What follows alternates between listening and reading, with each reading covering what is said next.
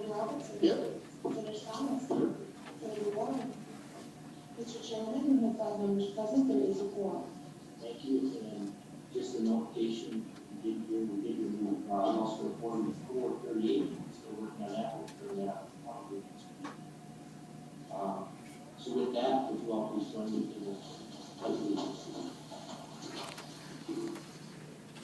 I pledge allegiance to the flag of the United States of America, and to the republic for which it stands, one nation, under God, indivisible, with liberty and justice for all.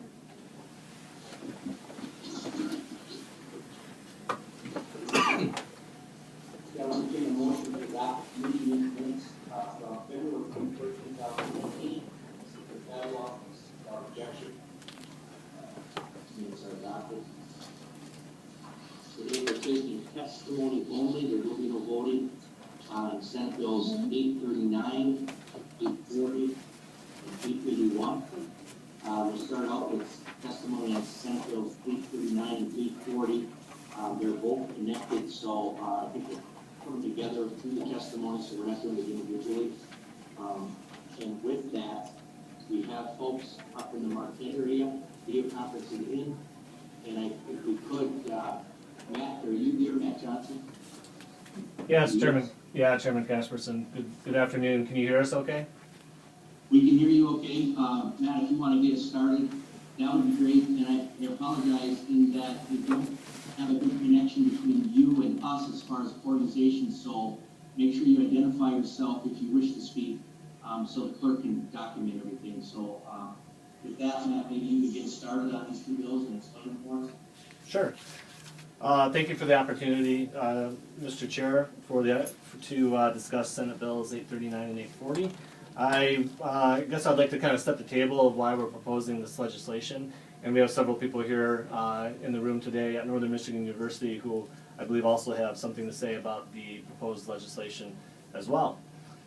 First, I just would like to do an introduction to Eagle Mine and Part 632.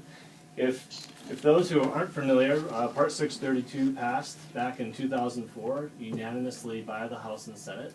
I'm assuming that unanimous votes in the House and Senate don't come around very often. And Eagle Mine was the first mining company in the state of Michigan to apply for permits under Part 632. Those permits were granted a few years later. We started construction in 2010, and we started our mining operations in 2014.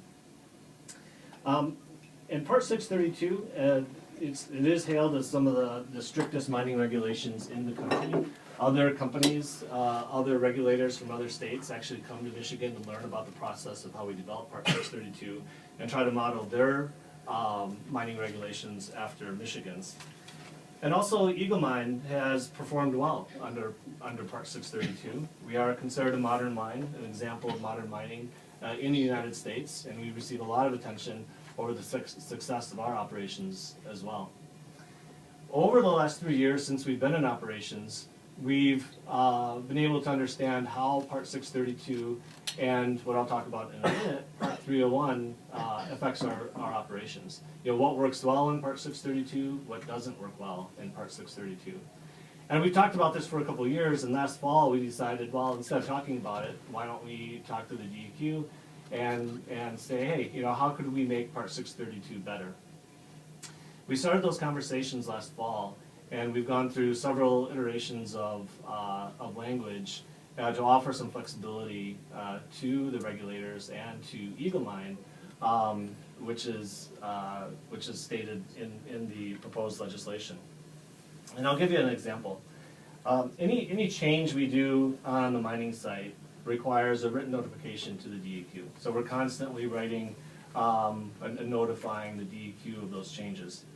The DEQ can decide if those changes require an amendment to our mining permit, and they can decide whether it's a minor amendment or a significant amendment. At times, we might have an opportunity for a change that doesn't impact the environment. It could be a change for efficiency. It could be a change for safety of our operations.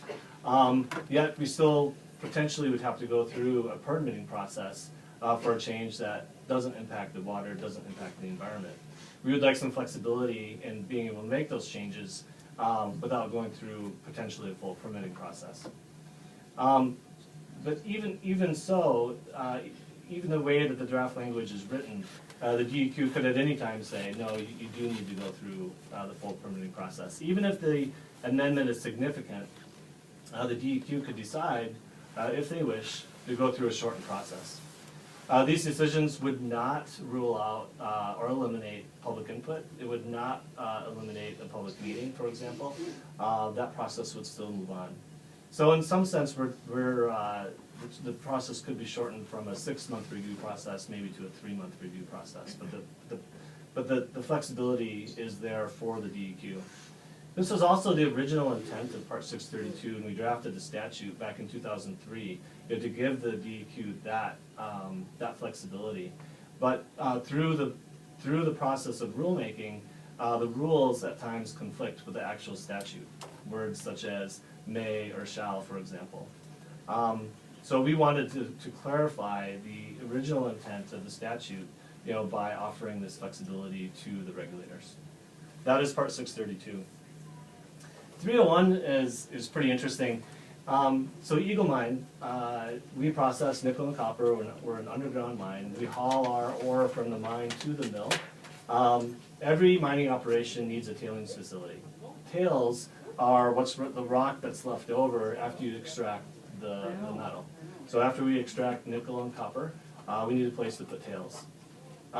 We purchased the Humboldt Mill, a closed mining operation. It was an open pit iron mine. That open pit, over the years, filled with water.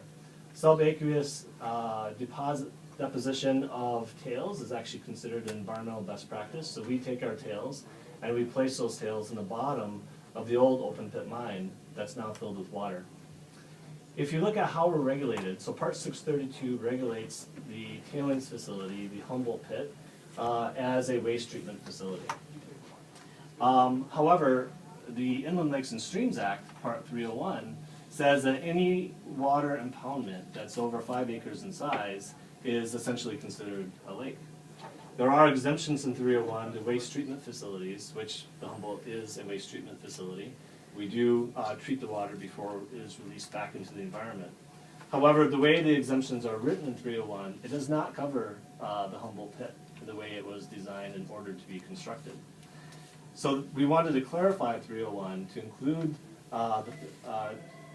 the fact that the Humboldt pit is not a lake. It is not a water of the U.S. according to the EPA. It is not a water of the state according to the DEQ.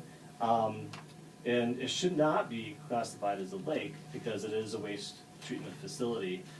And this is not that much different than other waste treatment facilities are treated under 301 in the state of Michigan. So why is this important to us? It's important because we have dual regulations. So the pit's regulated by 2 different laws, and at times those laws conflict with one another. And we wanted to offer that clarification to say, okay, are we regulated under Part 632 as a waste treatment facility, not a lake? The reason why this becomes problematic for our operations is any work that we're doing in the tailings facility has to include regulations of a lake, such as the high water mark. So a real-life example that we came up with, which is why we're proposing this now, was last summer we wanted to change the way we were depositing the tails in the bottom of the lake, move our tailings pipes that are now floated on the lake and then are on the pit, and then we sink those tailings lines down to deposit tails. It'd be better for us and easier for us, and we would be able to deposit tails more precisely if we could bolt those tailings facilities along the pit wall. It's a pretty steep pit wall because it was an old open pit mine. But because we have to follow regulations for the ordinary high water mark of a lake, we are not allowed to do that unless we apply for a new permit under 301. Applying for a new permit, we would need to plan a year in advance to do this.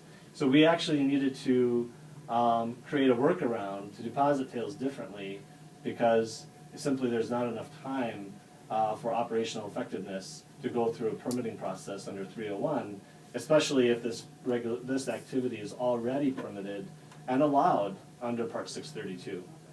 So this is how it creates operational efficiencies for us. It also is a safety issue as well. In order to move our tailings pipes around on the pit now, it requires us to get in a boat. It's a day of work every time that we do it. It would be easier, more efficient, and safer to actually bolt those tailings lines in the side of the pit. So this is why we're presenting that. This also could impact us at closure. Part 632 expects us to follow certain environmental parameters during closure. And to change some of those water treatment plans or water treatment operations could require us to go through a 301 permitting process for closure if it's continued to be regulated by 301 and 632. So it's just another example of how the two laws conflict with one another and why we're looking for clarification in 301. So at the end of the day, what this provides is it really cleans up the process, which is it simplifies and clarifies some of the legislation as it's written today, the law as it's written today, makes it more understandable, and makes it easier to understand and operate for us, and creates flexibility for regulators and how they regulate Eagle Mine. And I would just like to say that, you know, I'm here representing 450 employees at Eagle Mine and their families in creating the best opportunity we can to run an efficient, safe mining operation that's protective of the environment. None of our proposed changes change our environmental performance parameters.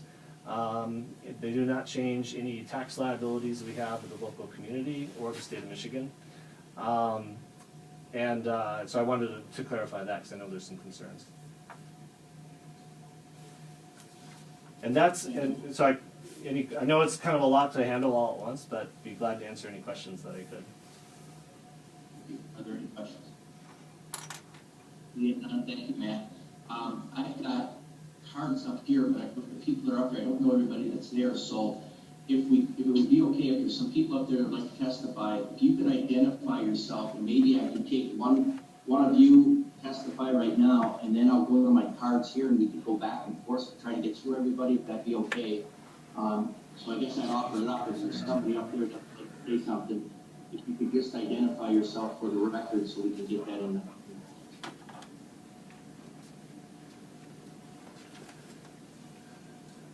My name's Kathleen Heidemann. I'm going to be testifying on behalf of the Upper Peninsula Environmental Coalition. I'm a board member of the Upper Peninsula Environmental Coalition and past president of Save the Wild UP. And I'm testifying on behalf of our thousands of supporters and your constituents.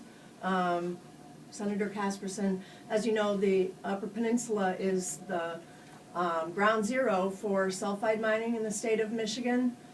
This is not an issue that affects downstate districts at this time. So this is an issue that's near and dear to our hearts and the hearts of your residents and constituents. So in terms of both of these bills, Senate Bill 839 and Senate Bill 840, you're correct in saying that they are tied together. I see the ties also in terms of how they create potential loopholes. You don't want to make the legislation worse in the amendment process, and so I'd like to share some of our concerns from an environmental protections perspective. First of all, these bills are designed to modify the existing regulations in order to more directly benefit the mining industry, specifically Eagle Mine, but potentially other mining companies as well, proposing sulfide mining in Upper Peninsula of Michigan. So Part 632, the first proposed amendment, is the law governing sulfide mining in Michigan, and as Matt said, that's dating back to 2004 when it was enacted with unanimous support, not just by the legislature, but it was also unanimously supported by the stakeholders who worked in a really great bipartisan and cross-table effort to come together to craft this protective legislation. I wasn't a part of it, but I still hear people talking about how unusual it is to have industry and environmental stakeholders come to the table together and agree on legislation to protect the environment. Specifically, this environmental regulation was set up because sulfide mining is seen as very different from existing types of mining that we have in the U.S., in the state of Michigan experience with. So I'd like to remind you of some of the ways that this is designed to protect the environment. The Senate Bill 839 flies in the face of the original legislative intent for Part 632. So it was designed to protect the environment because this is an unusual kind of mining. So the legislative findings say that it is the policy of the state to foster the conservation and development of the state's resources, but there has to be a balance in that.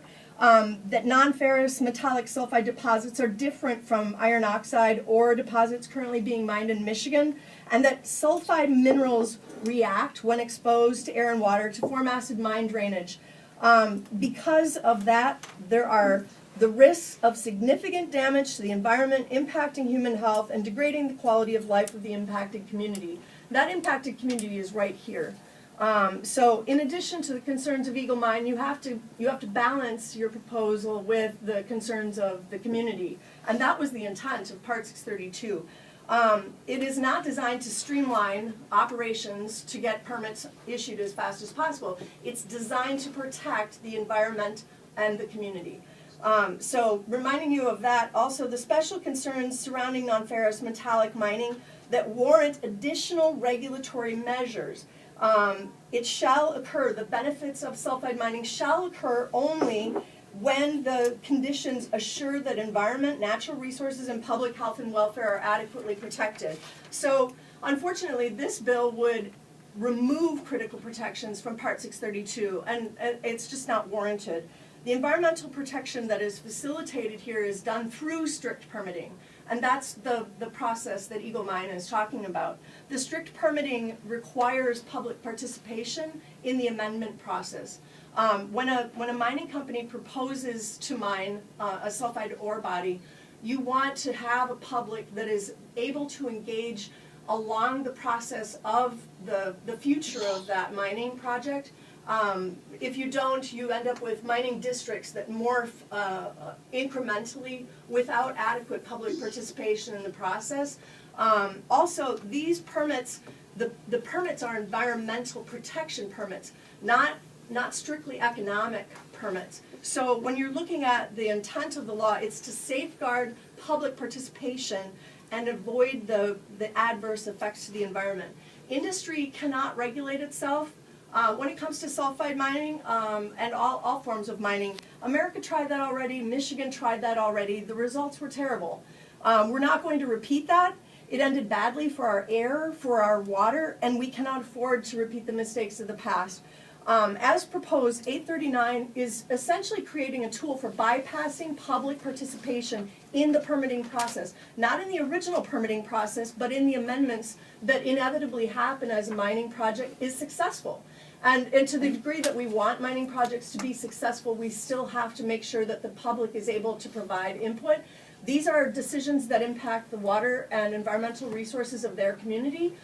These are impacts to your constituents, and they're impacts that even if they're not obvious in the permit amendment process, they may have unintended consequences. So the permit amendment process allows stakeholders to come together and inform the DEQ and the decision-making process. Frequently, that involves citizens who live next to a proposed project sharing their personal expertise, their on-the-ground knowledge of an area and how this may impact a situation. Sometimes the DEQ is not aware of exactly how this may impact an adjacent landowner, for example. You also have examples of environmental groups that are reaching out to third-party experts and hiring with our own money examples as recent as the Aquila project, looking for technical expertise, third-party expertise that helps inform and make the decision process more environmentally protective. And I'd add that that is a 14th Amendment right. Our right to due process in this participation is guaranteed by the 14th Amendment. So when you change whether or not the public is able to have public notice of an amendment, when you change the public participation or the public commenting process, that may make the operation better for Eagle Mine, but it makes it worse for your constituents. That's a constitutional issue. It really, SB839 is a solution in search of a problem. There is no real problem here. Mining companies report regularly that the strict regulations that are enacted in Michigan and elsewhere in the United States are actually very good for mining. They know what to expect. They know how to negotiate these. The problems come up when there are regulations that they don't know the variables in, regulations in other countries that are not as strict or clear. These companies know how to navigate the process very clearly, and they're doing so very successfully. The public needs to be protected in this. According to the Fraser Institute, the survey of mining CEOs across North America, they see the mining regulations in Michigan as a good thing. They report success. They call it a low-risk jurisdiction that is mining friendly to permitting. That's what Eagle Mine says. That's what Lundin says. So they're not having problems with Part 632 at this point. So in terms of the regulations, the regulators are not making decisions willy-nilly. They're not imposing decisions in the permitting process that are unfriendly to the mining companies. They're taking the concerns of citizens and trying to balance it against the project that the company wants to change or modify. A lot of times those unintended impacts are not present in the original mining permit. The original mining permit for Eagle, since Matt mentioned that one, did not contemplate going to an additional ore body that was, going to require miles of tunneling to reach underground.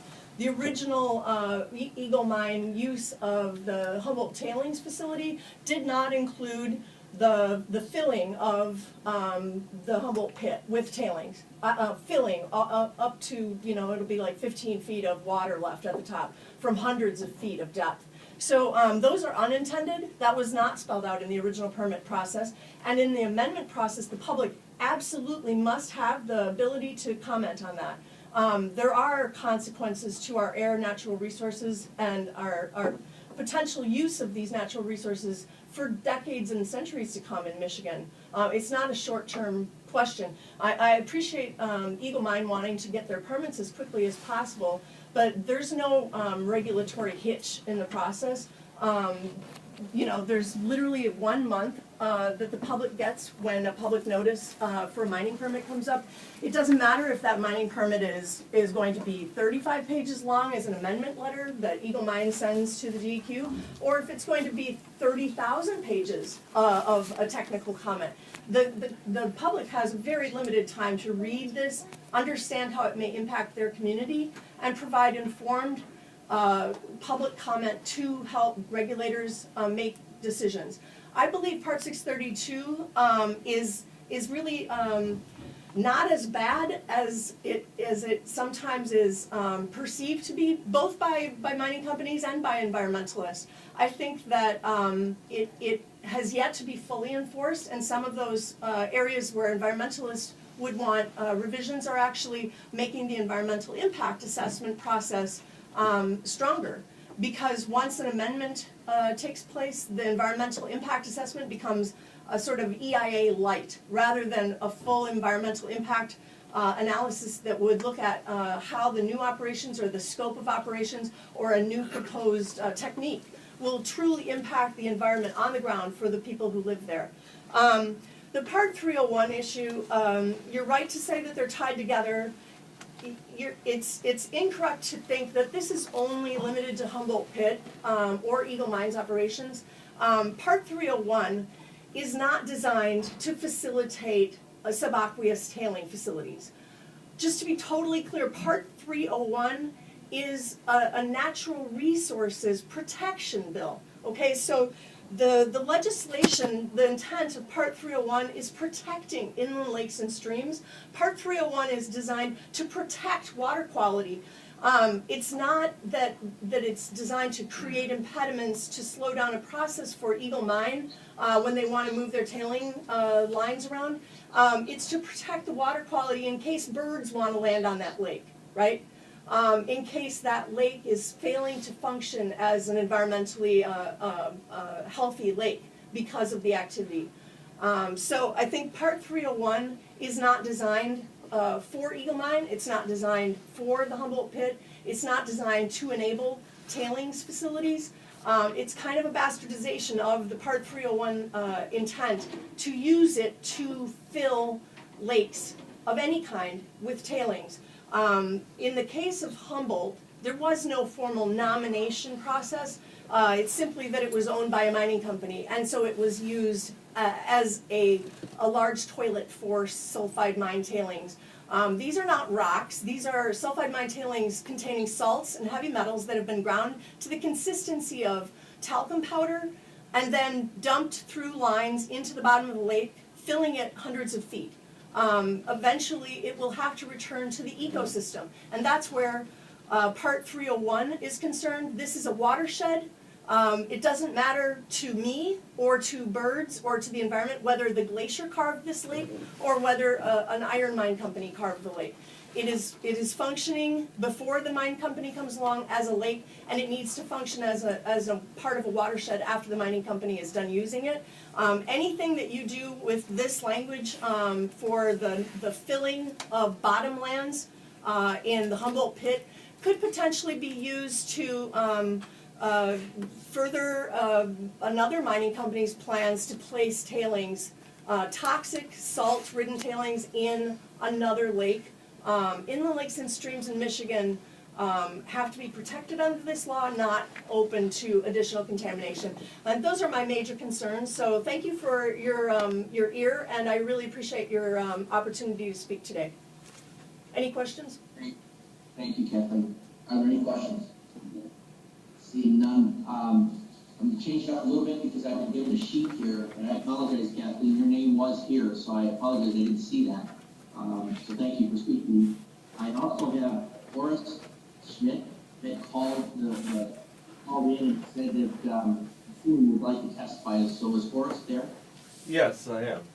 Go ahead, Horace. Thank you. Thank you for the opportunity to speak this afternoon.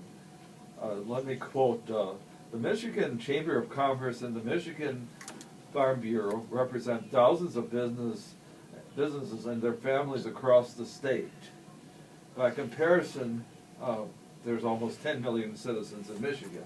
Well, to go on, and to like many other citizens who are inhabit our Pleasant Peninsula home, we believe in government transparency and accountability, especially when it comes to being stewards of our state's natural resources. This is what Richard Studley and Carl Bednarski, heads of those two organizations, wrote, and in the bridge on February 14th, 2018. It seems that we are all environmentalists now, and I think it's great that they are willing to put forth this type of effort. But the question is, are we looking at the same accountability and transparency? Are we looking at the same kind of stewardship? So when I saw the latest bills, 839 and 840, plus this other bill, 881, which we know nothing about, you know, UPEC, and I'm on the board and president of the organization, became alarmed over the further weakening of our environmental protections, because in the past year and a half, you have sponsored legislation, some of it successfully, to further, as Kathleen Heidemann pointed out, to remove the public from the process of giving input and having the ability to say, you know, this is something that can hurt us, or this is something that can help us. But the point is, the public is being gradually pushed out in the legislation that you're putting forth.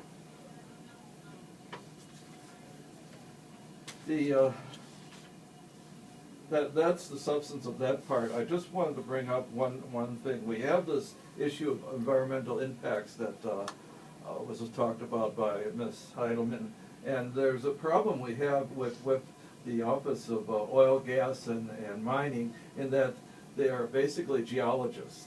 And so they don't really bring in a multidisciplinary team, and we really need that in order for them to look at the whole picture. Because every time we go in, we have this issue, we're saying it's significant, they say it's not significant. And so that there's this argument, and we ask them for a definition, and they won't give us a definition. So we need to know what is significant according to the law or to the rules, rather than just saying, basically by fiat, that it's not significant as far as they're concerned. They're going to just go ahead and roll over us.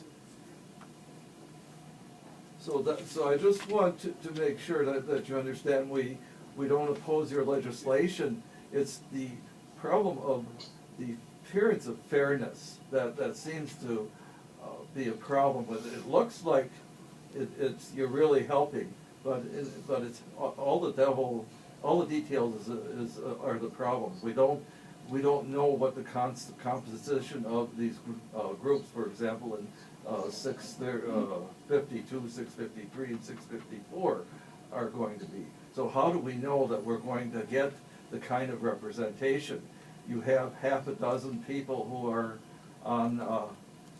in industry on this 652 legislation, and you have one environmental group, one land trust group. So why isn't it just two industrial organizations, so that things are balanced rather than skewed? So I just wanted to make you aware that this is a problem we have. This appearance of fairness is really important, and to have some substance behind it. Thank you. Horace, for just a second, you cited some bill numbers. I just want a clarification, so I think we might be talking about something different.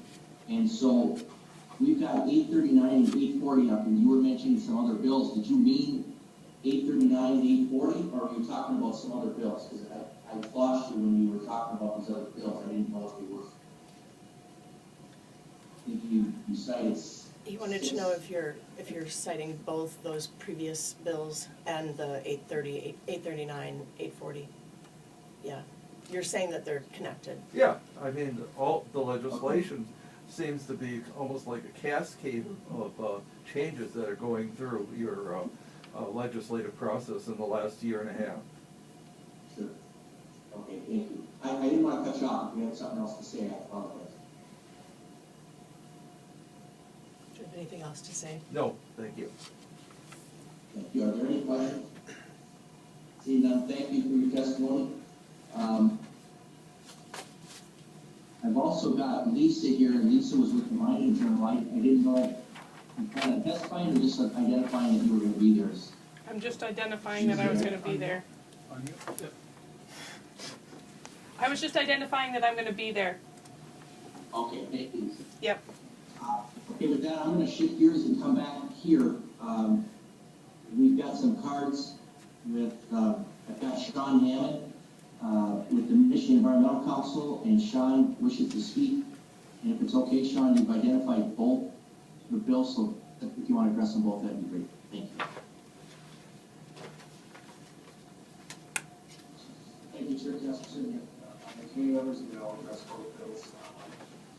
In my testimony, and I'll actually just make a note on 881. We're going to hold off. We're still evaluating what the changes are in that one, and would like to, if you have any discuss those are the way in. So we are opposed to both bills at this time. We are still, however, I will continuously reviewing our understanding of what we're supposed to do. On 839, I would note that the chair for the inclusion of the significant language. I think the further definition of what is a significant change is going to be helpful in the long run for everybody to know what's going to trigger that higher process. And that's something we've asked for a while, so we think that language is kind of starting off the right road. But the new section 7 in 839, we do have concerns about just on the definition of the mining area. We're still trying to kind of wrap our heads around what exactly you could move around under this definition.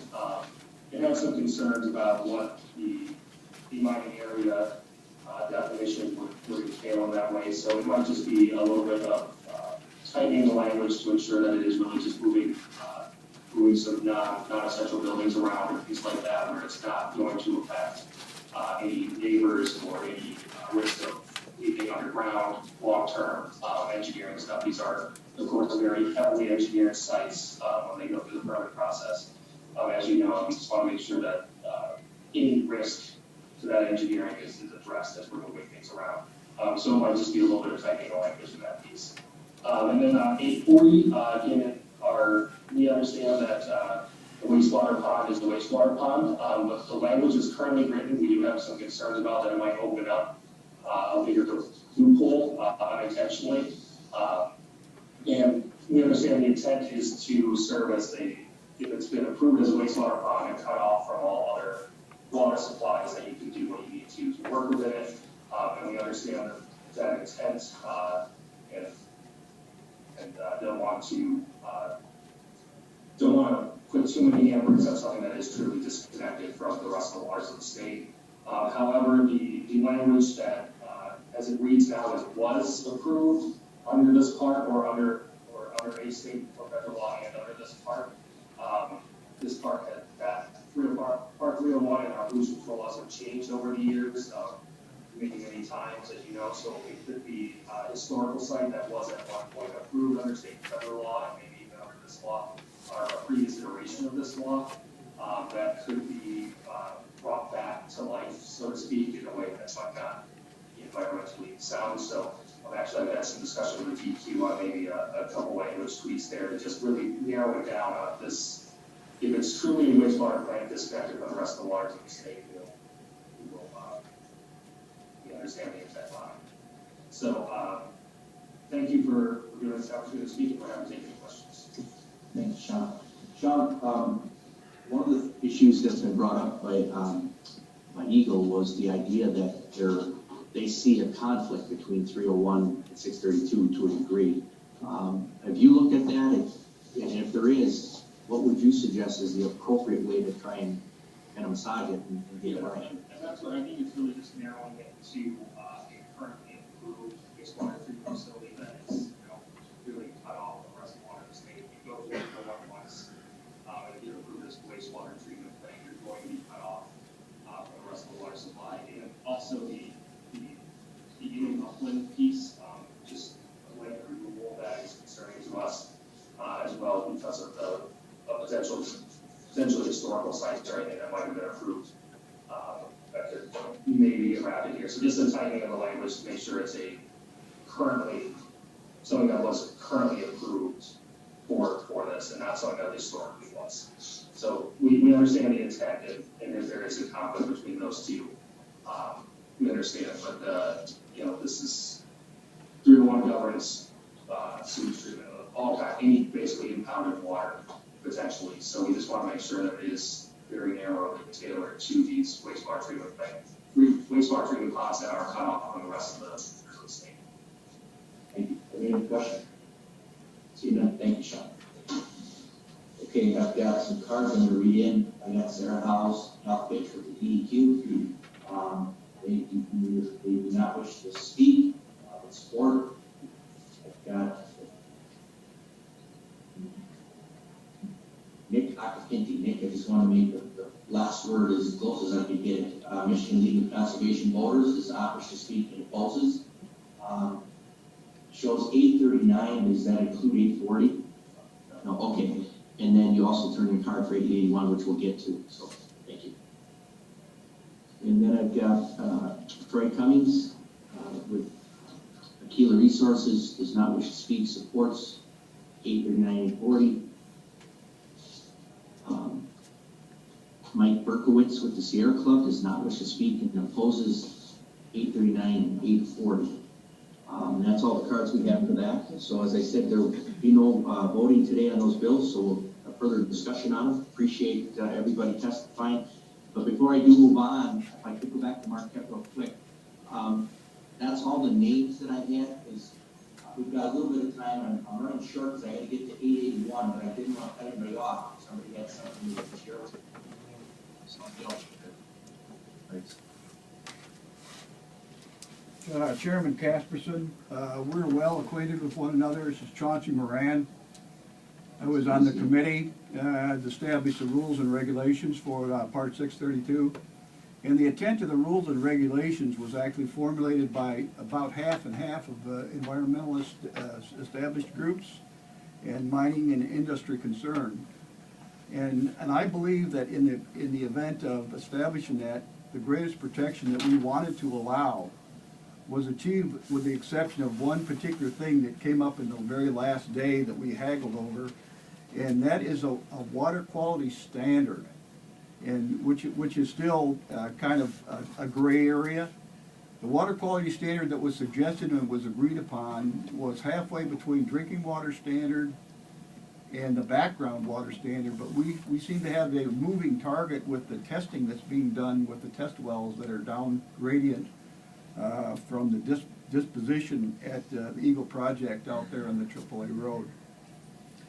And these proposals of 839 and 840, one of the things that is kind of alarming to me is to be able to relocate or to do anything on the property, which actually has been leased by the state of Michigan through the Michigan DNR, Natural Resources, not the DEQ, and they are the ones who actually have formulated and have set aside the standard for the leasing process of how things are done on the property. And to write this in here to say that that's something that the DEQ has a formulation about is quite incorrect in the rule of law, and I think you understand that yourself, being a very strong proponent of the protection for the natural resources of this state. And I think that's my biggest objection. And when you start talking about the conflict between 301 and Part 632, I would remind everyone who is involved in this process that things were written into those regulations as a redundancy and a double protection. And the part about the lake, or whether it's not a lake, that's part of a watershed of the West Branch, in this case the middle branch of the Escanaba River estuary, which feeds a lot of things and actually empties into the Lake Michigan, whereas on the Eagle Project that enters into a Lake Superior. So you actually have a double process going on here where total impact can happen in two of our Great Lakes and iconic watersheds of the world.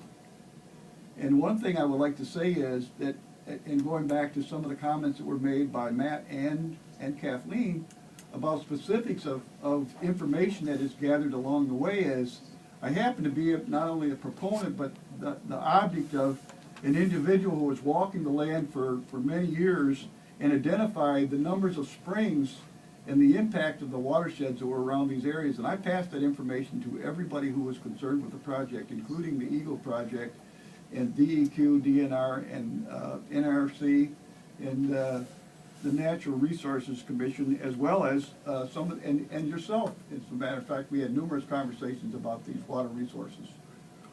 And I believe that the legislator's responsibility is to protect the resources of the state. And I think that you've all have taken that oath that you're doing that. And in many cases, I think you're doing a drop-dead job. But to adopt these particular things that are governed here in these two proposals that we brought forward today, in 39 and 40, 839 and 840, I think it's accommodating inconsistencies with what's going on with the protection of the waters of the state of Michigan to accommodate something that's easily done. I know from moving pipes around from boats that the original idea of doing that was so you had equal distribution of the tailings within the lake itself. That's what that was for. So if you go to the land side and it's all on the wall, as Matt is suggesting, then you have a buildup and a concentration of an area that was not intended to happen. That's why that was out there to float around there and to move that pipe. That's what was discussed in the beginning, and that's what was suggested, and everybody agreed on it, but now it's becoming too hard because somebody complained they don't like to do that. I don't think we do business that way. There's a lot of jobs in any business criteria where people don't like to do it, but it's necessary for the fulfillment of the operation and the criteria of leaving a legacy for safe and protection of the natural resources of the state. And thank you very much for allowing me to speak today. Thanks, Chauncey. I do want to identify up north as well that if anyone up there has written testimony, that if they want to, they can upload it to the committee website, and then they can send it to me where you're at, and I will bring it in. So if you get all that, I don't know if you have written testimony, feel free to go to the committee website and send it. We'll scan it in and make sure we have it. We have, Chairman Casperson, we have another individual who's traveled quite a long way to testify here from the Western UP, and I believe it would be in good graces to allow her to testify. Okay, if we could, as quick as possible, I've got to get to the other bill, but just please go ahead. Can I identify yourself for the record? That's a sensitive mic, he'll hear you. Hello, Senator Casperson and Natural Resource Committee. My name is Regina Sheltry, and I'm here from Menominee, Michigan, in the southern UP. I'm the administrator of a group of over 6,000 people called the Save the Menominee River. And can you hear me? Can you acknowledge that you can hear me? We can hear you. Okay, all right. I'm here to register my opposition to the both 839 and 840. There are a lot of reasons for concern when cutting out regulation and streamlining for the sake of business.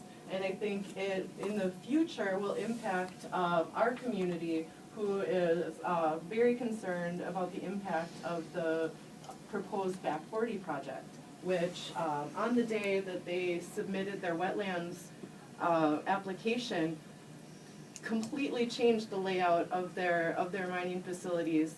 And when I contacted the DEQ about it, they said, don't worry, they're going to have to apply for amendments. And now, by changing whether or not they have to even apply for an amendment, I think that that's really concerning. There have been a lot of people that are really expressing their opposition as well, and so that's why I drove all this way. And so I wanted to, just in the briefest way possible, say that I think that this is more than just an Eagle Mine issue, and I appreciate the way that the DEQ has to look over projects before anything can be done. I think that that's good business practice. I think it is protecting the citizens and the voters and the taxpayers of Michigan. And as was said before, you know, we hold 90% of North America's fresh water. 90% of the fresh water is at risk if we streamline things for the sake of business and to save a mining company, you know, a few dollars for a day's work. So I thank you for hearing me today, and to all the members of the committee who hear me now, please don't pass this bill. Thank you. Thank you, Regina. I'll find out and we'll try to get it clarified, but you brought up a point that I don't think applies here, but just in case, I'm going to verify it. You mentioned if they wanted to reapply for a different wetlands portion or permit, that somehow these two bills would impact that and wouldn't have to. I don't think that's the case, but I don't know that for sure, Regina, so I'll verify for you, okay? Thank you. Thank you. I also wish to speak, but I will wait until after you read the next bill. I want to speak about all three. So out of fairness, I want to hear what you have to say about this other one too. Okay, with that, we're going to move on to Senate Bill 881, and I've got Sylvia Collard and Scott Snyder who wish to speak support to Senate Bill 881.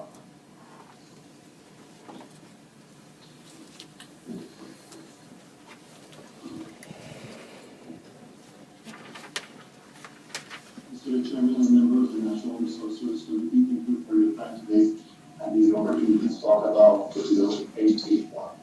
So my name is Sylvain Collard, General Manager of the Oil Production and our first company, Mr. Scott. We're going to talk about the bill 881. So first, on page 2, who is Island Cover? What you have right now in the pipeline is process of projects. After that, we got the White Line project, and finally, we have the exploration team, which is called UPX in the area of market. In the team, we have a strong management and technical team, and we have a new CEO, which is Denis Medel-Deschamps, who has more than 30 years experience in the mining industry. Also, for the capital markets, we have some strong shareholders, which is Greenstone Resources, Cisco Global Royalties, and Ion Mine Finance. So if we go to page 3, you can see the map of where we are exactly. So on the left, you can see the road project, which is not very far from Wakefield. 30 miles on the east part, we have the other one, which is the White Pine North project, and completely on the right of the map, the exploration, which is over 447,000 acres of land, and there is some very good potential for new deposit in mine. So if we go to page 4, you can see right there, this is the vision for the 5-year plan. So in 2018, we have the vision to start the Copperwood project for construction. And at the same time, we're going to start the desktop study for a White Pine. 2019, we want to start the exploration in the UPX in the area market. 2020, we're going to complete the White Pine feasibility study, and 2021, the Copperwood project will be in operation. So as soon as we have some cash flow from that project, we're going to start the White Pine construction in 2022, and hope the operation will be in place with White Pine in 2025. So on page 5, this is the estimated investment forecast and how much money we will invest up to now. So since 2012, we invest $475 million in the area for exploration and salaries. After that, we have with the Copperwood project, we want to invest over $300 million for the capital initial, and that's going to create in the area 400 jobs for the construction, and the construction will be for 2 years, and after that, in 2021, the operation will create over 400 jobs. And as you know, as soon as we create a mining job, you can multiply that by 5 or 6, it's creating lots of the next job. And it's